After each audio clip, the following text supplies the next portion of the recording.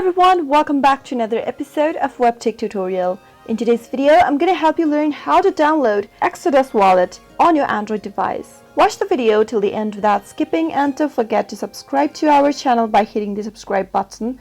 Press the bell icon so that YouTube will notify you whenever we post a new video. In order to download Exodus Wallet on your Android device, go and tap open your Play Store and in the search box type in Exodus. And soon after you do that, you'll be able to see the search result, and the application has been found in the search result. Tap on the install button to download the application on your device. Exodus is a software crypto wallet developed and maintained by the Exodus Movement, publicly traded company in the US. It is arguably one of the most popular software wallets. Once the download is completed, wait for the application to install on your device.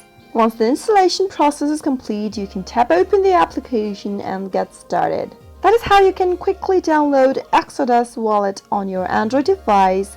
I hope you found the video to be helpful. If you did, go ahead and give it a thumbs up. Feel free to comment down in the comment box if you have a question or a feedback for us. I'll soon be back with more tutorial episodes. Goodbye till then.